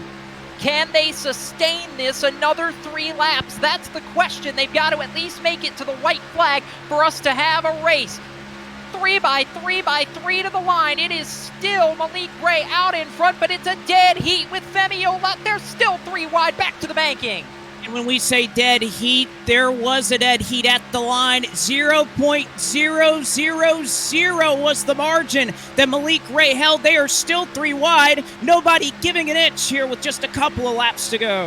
2.5 laps to go. Femi Olat now in front by a hood. He'll have the opportunity to drop down in front of Malik Gray if he wants to, and does, and goes from the 3rd lane to the very inside to keep Michael Guest at bay. And so Malik Gray will have the run in the middle and Novak up top. Popsicle sticks coming from the flag stand as they come back into the tri-oval. 2 laps, 5 miles. For now, race leader Femi Olat. Was he able to read the draft at the right time? We'll find out. They head back to turn 1 for the penultimate time. Femi Olat leads the way. And Olat out in front with Michael Guest, and it looks like that bottom lane formed up about as well as it can. Overland will back off of Novak. That's going to kill the 3rd line here for a moment. Here comes Michael Guest looking for the lead, shoved by Malik Gray up the middle. Guest pulled right out from underneath Femi Olat, right in front of Malik Gray, and went back to the front as Guest will jump ahead of Olat and swap places with the 5 machine and go to the front with Ray in the middle, Novak up top still. They've not moved those 3 lanes as they come to get the white flag this time by. But did Michael Guest make his move too soon? It gives Malik Gray a chance to counterattack. They come to the stripe. White flag in the air. 1 lap to go. Here from Daytona, they'll race it back. It's Michael Guest leading. Will they come back that way? Turn 1 for the final time. Into 1 and 2 on the 31 degrees of banking here at turn 1 and 2 for the final time. Michael Guest out front by about a car length over Malik Gray. Olat all over the back. Olat gonna look low. Now go low. Guest throws the block. Guest throws the block. Everybody on the inside lane gets checked up. Eddie Kerner goes sideways. Here comes Malik Ray with help from Alan Bose. They'll wreck in the middle of turn 3. We'll say green flag to the line. Ray with a nose out ahead of Michael Guest and Dylan Duvall on the top side, but it's the man from Greer, South Carolina, leading them as they come out of turn 4 for the final time. It's Malik Gray trying to come home to the checker. They stack up behind him, but Malik Gray with the advantage, wrecking behind the leader. Malik Gray will win the season opener for the eNASCAR iRacing Pro Series at Daytona by just a half car length over Alan Bose. Bose gave him the push at just the right time, and it worked out as the pack came flying apart about 100 yards from the start-finish line. Malik Gray, undoubtedly not only a huge victory for him, but a huge victory for his sponsor, Rowdy Energy, for the Bush family. Big, big win tonight for that entire organization. It certainly is, and while you talk about the absolute and just jubilation down there on pit road from the Rowdy Energy bunch, there is a fair amount of drivers who got caught in that accident on the last lap, and we know obviously Ray comes out, he gets the max points, but when you look at that point situation, a lot of drivers gravely affected by that contact through 3 and 4, and it's going to send a lot of drivers who were up front and competitive tonight home packing and wishing that they could have gotten a little bit more. This was Kyle Busch week on Podium Esports. Clearly, that's all it comes down to. Kyle Busch gets the win in Monday Night Racing last night, and tonight it's his driver in the Rowdy Energy Toyota Supra, Malik Ray, who shows off his plate racing chops. We mentioned it a little bit through the broadcast. We talked about how Malik Ray had a victory in an iRacing Daytona 500 2 years ago. He backs that up with what is arguably, and I would argue convincingly, his biggest plate win since that day tonight to the Pro Series opener from Daytona.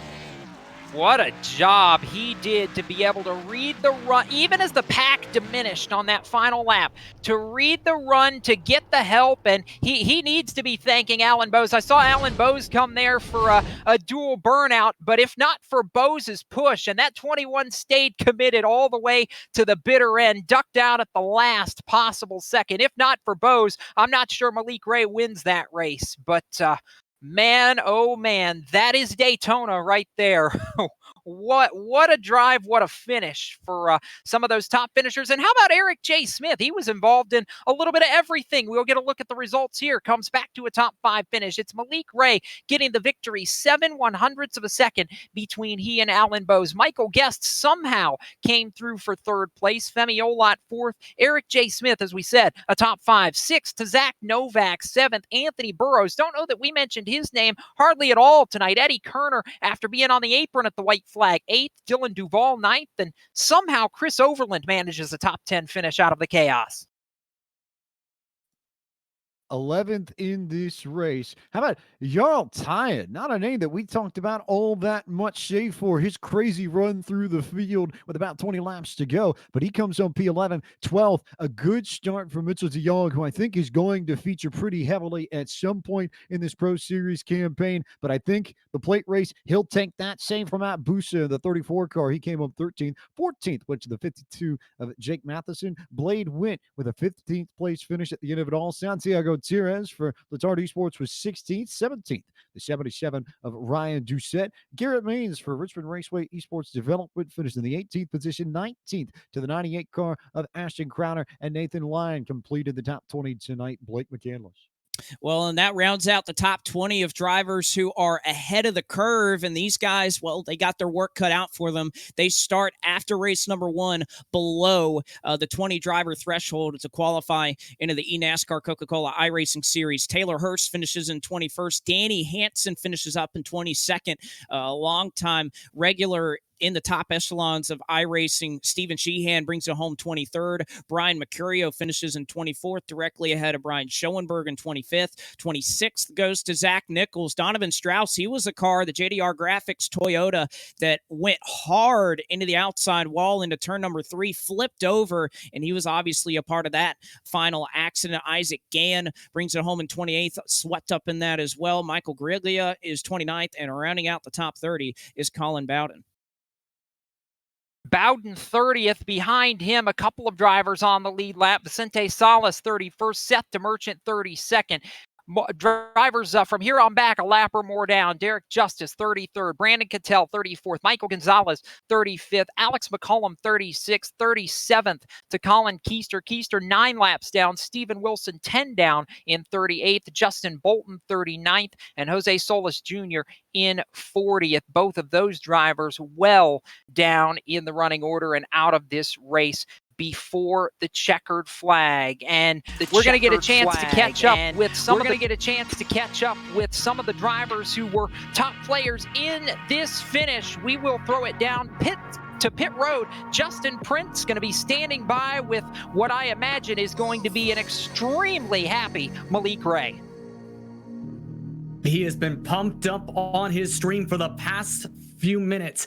When he came across the stripe screen for 20 straight seconds, Malik, how does it feel to win at Daytona to start off the Pro Series?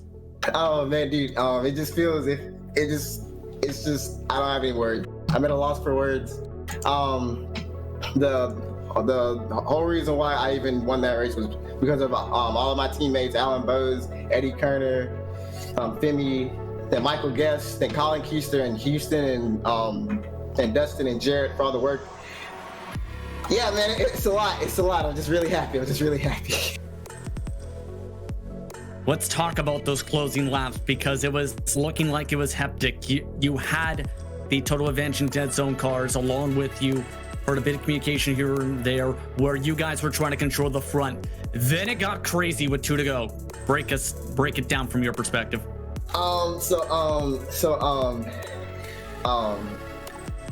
Alan had damage behind me, and Femi had just got cleared, and then Michael Guest was on the bottom. And I was trying to get clear of the top groove, but I didn't want to go up and leave Alan in the middle because he had damage. So I just tried to hold the middle for the last lap. That something happened going in turn 3. There was like a massive record or whatever. They checked up, and I just stayed in the middle. And I told I just told him to go high, and it just worked out. And I just crossed the line first. Yeah. Overall, a great start to the campaign. Now, next is Auto Club. Your approach for that race. I'm gonna just go in there. I'm gonna put in a bunch of laps. I have the confidence and whatnot, and that's my second best track on the service. So I'm gonna try to make sure I can go there and and try to get a repeat win. But you get to regrouping and to celebrate even more. So congratulations on the win. I appreciate that. Thank you. Blake Ray, your race winner tonight in the number 51 Rowdy Energy Toyota Supra. We'll take a moment now and get a chance to catch up with the driver who pushed Malik to that victory, that being the 21 of Alan Bowes, who joins us now. And I said it as soon as the checkered flag waved, Alan, that if not for your push, I didn't think Malik won that race. What did you see on that last lap, and what was the determining factor for you to stay committed to him coming through 3 and 4 as long as you did? Well, I couldn't do anything else. The car was destroyed after that first wreck. So if I peeked outside of the draft, it was done. So I saw a lot of Malik's bumper. That's I can't believe it. To finish second with 1.5 minutes of damage, that's incredible. But yeah, Malik, I love Malik to death. I'm happy he got the win. I'm happy I was able to push him to the win. A lot of emotions right now. Really still not quite sure what to say after that. Walk us through what the race was like after you got the damage. Obviously, we saw a couple of really big incidents, and including the one that you picked up damage in. It looked like from there it was just mitigating what you could, and as you mentioned, trying to stay in the draft to just give yourself a chance. Yeah, that was the big thing after I got the damage, was really just shaking it down, seeing how it felt, if it would even keep up. But the draft in these cars is pretty strong, so keeping up wasn't much of a problem. It was just being the leader of a line that was a bit of a problem. But yeah, there was a couple incidents where Seth the Merchant got pretty loose up front, and a lot of people checked up. But I knew who was behind the wheel. Seth is an absolute wheelman, so I checked up, but not quite as much as everybody else, because I mean, racing with Seth for years, I know that he can save something that's completely gone, and I had no concern whatsoever that car is not going to stay straight. How big for you in what's only a 6-race series this year, so even down one from what it was a year ago, how big is a runner-up finish and getting out of here with positive points, knowing that after 5 more races, the top half of this grid moves on? It's huge. Coming into Daytona, I'm sure a lot of people expected this to be a drop, myself included.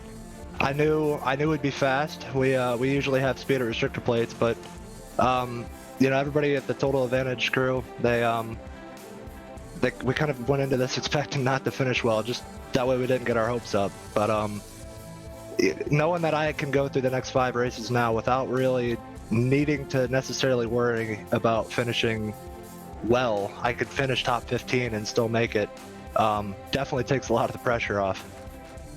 Before we let you go get back to the team, any shout-outs, thank yous, Alan? Who makes it happen for you and the 21 crew?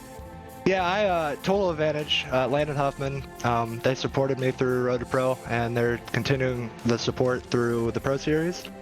One Designs hopped on board for Daytona. Not quite sure if that's going to be a permanent deal, but we're going to try to work something out. And Windshield Deep, which is also another addition to the sponsorship for this year. So, things are trending in the upward direction. Houston Hamer continues to provide amazing setups for us that without it, we wouldn't be able to do this. So, all in all, everybody at Total Advantage, all my teammates that were in this race, got to thank them for keeping my spirits up after that wreck, because I was pretty down, but the saying, you might be down, but you're not always out. Well, we appreciate your time, Alan. Definitely not out. Incredible rally, and we'll look forward to seeing you in a week's time when we get back at it at Auto Club Speedway. Yep, thanks. Alan Bowes, tonight's runner-up finisher, and as mentioned, coming up beyond this race, which is now in the rearview mirror at Daytona International Speedway, next Tuesday night, heading to Auto Club Speedway, the 2-mile oval, before we go to a short track, Richmond Raceway on December 1st, Dover International Speedway, the Monster Mile, 1-mile concrete high banks, Charlotte Motor Speedway, the penultimate race, and then wrapping it all up at Homestead Miami Speedway. the Tuesday right before Christmas. So getting everything, a compact 6-race schedule in before the holidays, as we now turn to our booth crew to start wrapping this up, breaking it down. First, I'll go to Blake McCandless. I think we all knew the ending was going to be wild. It was certainly all that and more. 2 or 3 wrecks on the final lap, and Malik Ray still somehow manages to come through and get the job done.